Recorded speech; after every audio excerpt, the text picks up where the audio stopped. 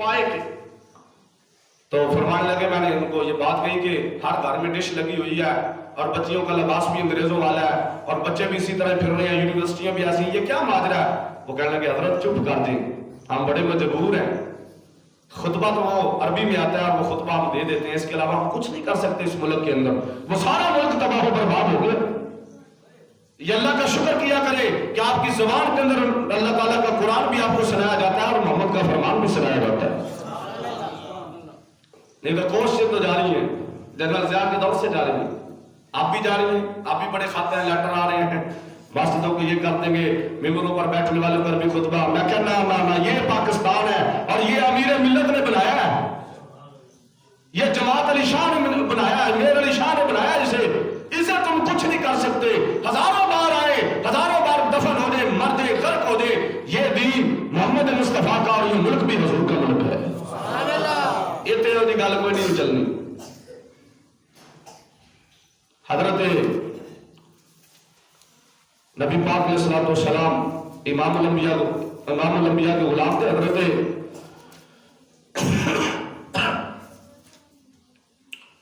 وہ نبی پاک علیہ الصلوۃ والسلام کا کلمہ انہوں نے پڑھا. حضرت خباب بن ارط رضی اللہ تعالیٰ, خباب بن ارط کلمہ پڑھا رسول اللہ کا. تو کہتے ہیں کہ مجھے بادشاہ نے پکڑ لیا, آپ کہیں اس اور علاقے کے رہنے والے تھے, وہ مجھے بڑا مارتا. وہ کہنے لگا اور تو ساڈا غلام سے تو کلمہ پڑھ کے مسلمان بھی ہوئے آئے. کہتے ہیں اتنا مارتا کہ میری یہ جو پشت تھی نا پیچھے سے سارا گوشت اتر چکا تھا, اتنا ظلم کرتا وہ مجھ پہ. تو کہنے لگا اتنا تمہیں ہم نے مارا ہے, تم اپنے باز نہیں آتے اپنے کلموں سے؟ آپ نے فرمایا اچھا یہ بات ہے, ہاں. فرمایا اور مار مجھے, میں تو حضور کا غلام ہوں, اور مار مجھے. وہ اور مارنے لگا. آپ نے فرمایا اور مار مجھے, میں نے کلمہ رسول اللہ کا پڑھا. تسا کی پڑھے, تسی بھی دسو, جا گھر جا کے پوچھا کرو تسا کی پڑھے.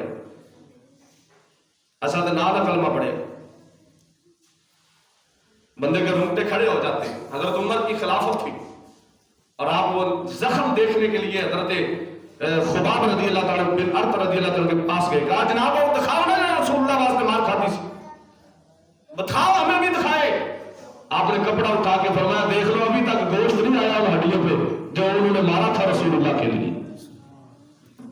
تم نے کیا کیا, ہم نے کیا کیا؟ سارا ٹھیکہ ہم پہ ڈال دیا جی, مولوی آئیں گے, نماز پڑھائیں گے, صلات پڑھیں گے جی, قرآن پڑھیں گے جی, مردہ دفن کریں گے, بخشا جائے گا, سارا کچھ ہو جائے گا. میں کیا ہو تو سارا کچھ جائے گا, پر اے ویکھ لئی قبر میں حضور نے آنا اور پوچھ لینا ہے. پوچھنا کہ نہیں پوچھنا جی؟ فرشتے لمحے پا لینا, نا ادھر آئے کی کر دے رہے دین مصطفیٰ کے لیے تم نے کیا کیا ہے. وہ مولانا نعیم الدین مراد آبادی علیہ رحمہ فرمایا کرتے تھے, فرماتے ہیں ہمارے پنجاب والوں کی زندگی یہ ہے, پڑھا بڑے ہوئے, پڑھا بڑھتی ہوئے اور پھر ساری زندگی وہاں گزار دی, پھر پینشن لی, پھر موت آ گئی, پتہ ہی نہیں چلا دین کا کیا کیا. یہ دین کا کام تو نہیں ہے. دین مصطفیٰ کا کام یہ ہے کہ حضور کی عزت و حرمت کے لیے نبی پاک علیہ السلام, یہ مسجد ہے نا جی, کیوں جی اللہ کا گھر ہے, یہ دین کا کام نہیں ہے؟ بولے نا جی, یہ دین کا کام نہیں ہے اللہ کے گھر کی صفائی کرنا. نبی پاک علیہ السلام امام الانبیاء نے اس عورت کا جنازہ پڑھا جو مسجد کی صفائی کیا کرتی تھی. یہ اللہ کا گھر نہیں ہے, اسے کن لوگوں نے آباد کرنا؟ تو نے آباد کرنا ہے, مسلمانوں نے آباد کرنا ہے. اور قرآن پاک کی نص ہے, اللہ کا قرآن فرماتا ہے کتنے کون ہے وہ ظالم جو مسجدوں سے اللہ کے ذکر کو روکتے ہیں. کون ہے وہ ظالم؟ ظالم کا لفظ بولا گیا جو مسجدوں سے اللہ تعالیٰ کے ذکر کو روکتے ہیں. حضرت خبیب نے مار کھائی اور پھر کہتے ہیں حضرت خباب کہنے لگے کہ پھر اس نے تپتے ہوئے انگاروں پہ مجھے ڈال دیا. انگارے آگ دے انگارے ویکھے جے کدی کہ نہیں ویکھے؟ تو سب ان تو گیس آ گئی ہے, آگ دے انگارے ویکھے نے؟ ہاں, آگ کے انگاروں پہ مجھے ڈال دیا. حضرت خباب رضی اللہ تعالیٰ عنہ کو کہتے ہیں میرے جسم کی چربی سے اور خون سے وہ انگارے بجھ گئے. جب بجھ گئے مجھے اٹھایا انہوں نے, کہنے لگے آپ بتائیں کیا کہتا ہے؟ فرمایا میں تو وہی کہتا ہوں جو رسول اللہ کا کلمہ پڑھا ہے. نعرہ تکبیر, نعرہ رسالت, تاجدار ختم نبوت, من سب نبیًا من سب نبیًا. سنیے یہ دین مصطفیٰ کی بات کر رہا ہوں. ہاں جی 4000 علماء جب ابھی برطانوی سامراج تھا نا برصغیر میں، ہمارے تو لڑکوں کو پتہ نہیں، نوجوانوں کو پتہ نہیں، بچاروں کو حقیقت کیا ہے، تاریخ کیا ہے. کیونکہ ٹچ موبائل تو جان چھٹے تسی کو پڑھیے نا، ناول تو جان چھٹے تو دین مصطفیٰ پڑھیے، ٹی وی تو کو پیچھے ہوئیے تو دین مصطفیٰ پڑھیے. ہمارے پاس تو یہ سسٹم ہی موجود نہیں ہے. ہم تو باتیں کرتے ہیں 4 دن بندہ نمازی بن جائے، 5 دن مسائل بتانے لگ پڑتا ہے کہ یوں تھا، تراچے تھا، مگر تھا، اگر تھا. اور میں کیا مار پیٹ کے اپنی نماز سیدھی کی تھی، پہ لاؤ تے کر لا، پھر ساڈے نال بھی گل کر لوں. ہم تو وہ لوگ ہیں یار، ہم نے دین مصطفیٰ کو پیچھے کر دیا ہے اور اپنی انا کو، اپنی برادری کو، اپنے شریکوں کو، اپنی جناب عزت کی خاطر دین مصطفیٰ کی قربانیاں لگا دی. جانے دو جو دین جہاں جاتا ہے. میں نے کہا دین کہیں نہیں جاتا. وہ لوگ تباہ ہو گئے، برباد ہو گئے جنہوں نے دین مصطفیٰ کے ساتھ ٹکر کھائی، وہ ختم ہو گئے. ترکی کے اندر وہ ترک آیا تھا کہ بادشاہ عطا ترک، اس نے اذان بند کروا دی، مدرسے بند کروا دیے، اس نے فحاشی عام کر دی. لڑکیاں پینٹ شرٹیں پہن کے، ہاف بازو پہن کے، ہاف کچھے پہن کے باہر نکل آئی. اس نے سارا کچھ بار 7 بندوں نے کورس اسمبلی کے اندر 7 بندوں کی قربانی لگ کے جناب علی پھر ایک اذان مکمل ہوئی تھی.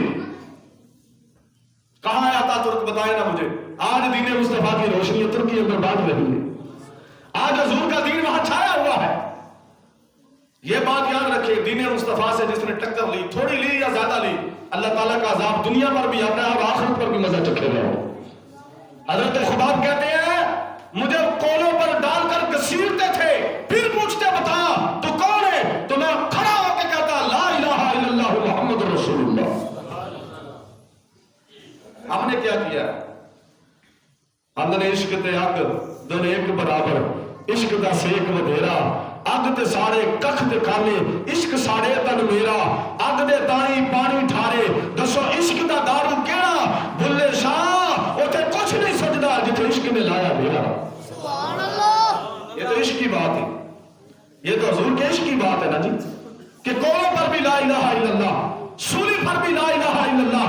کیما کیما کر دیا حضرت خبیب رضی اللہ تعالیٰ کو، کیما کیما کر دیا انہوں نے، پھر بھی لا الہ الا اللہ. پھر جناب علی شطرتیں اجڑ گئی، انہوں نے صحابہ کرام علیہ رضوان کو جناب علی شہید کرتے رہے. زبانوں پر نعرہ تھا لا الہ الا اللہ. کیا ہو جی اس طرح گل ہے؟ تسی ستے تے نہیں پے کتے؟ میں کہنا نال گل نہ کردا ہوں. پاکستان بنا 1 لاکھ نکل کے، ایک روایت میں آتا ہے کہ 4 لاکھ بندے شہید ہوئے تھے پاکستان بننے میں، اور نعرہ کیا تھا؟ لا الہ الا اللہ. کیا وہ یہاں سے نعرہ تھا نا؟ پاکستان کے اندر کرونا وائرس کی وجہ سے، بات کرتا چلا جاؤں اچھی ہوتی ہے، کرونا وائرس کی وجہ سے مسجدوں کو تالے لگ رہے ہیں، تراویحیں بند کی جا رہی ہیں، روڈ بند کیے جا رہے ہیں، جناب علی شاید لاک ڈاؤن کیے جا رہے ہیں. غریب کو روٹی آگے نہیں مل رہی اور غریب کیا جا رہا ہے، امیر کو اور مل رہی ہے وہ اور امیر ہوتا جا رہا ہے، چینی نہیں مل رہی، گھی نہیں مل رہا ان کے پاکستان کے اندر. اور ہولی دیوالی پہ وہ ناچ رہے ہیں خبیث. ہاں جی پاکستان میں ہولی دیوالی پہ مبارکیں دی جا رہی ہیں. کس منہ سے کہتے ہو؟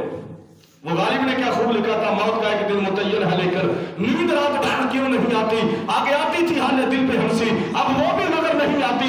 کعبے میں کس منہ سے جاؤ گے غالب، شرم تم کو مگر نہیں آتی.